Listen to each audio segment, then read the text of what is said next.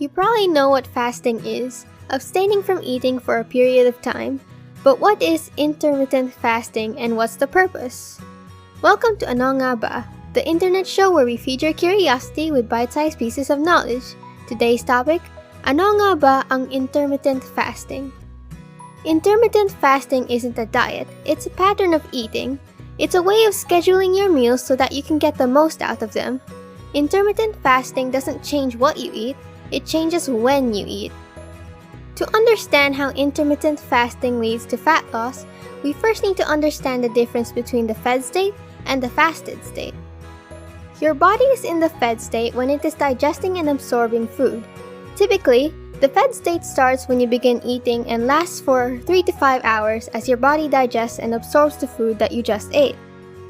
When you are in the fed state, it's very hard for your body to burn fat because your insulin levels are high. After that time span, your body goes into what is known as the post-absorptive state, which is just a fancy way of saying that your body isn't processing a meal. The post-absorptive state lasts until 8 to 12 hours after your last meal, which is when you enter the fasted state. It is much easier for your body to burn fat in the fasted state because your insulin levels are low. When you are in the fasted state, your body can burn fat that has been inaccessible during the fed state. Because we don't enter the fasted state until 12 hours after our last meal, it's rare that our bodies are in this fat-burning state.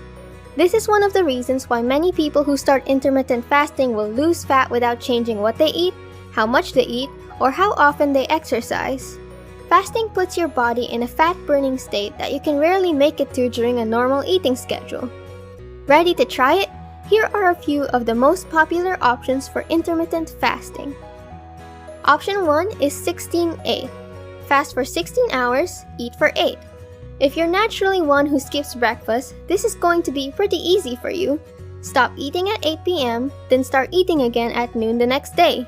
You can still eat 2 or 3 meals during this 8-hour window and you have enough energy to kill your workout. The second option is 24. Fast for 20 hours, eat for 4.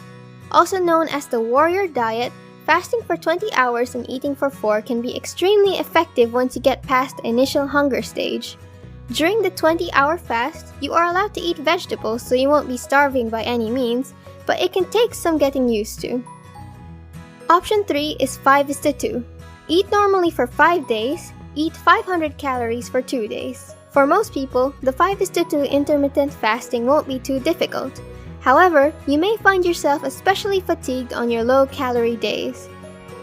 Remember, intermittent fasting is not picking out on the most unhealthy foods possible for 8 hours each day and then starving for the other 16. While you can usually get away with a cheat meal here and there, the goal is to get healthy while losing weight. Keep that in mind when deciding what to eat. What do you think about intermittent fasting? Let me know in the comments section below.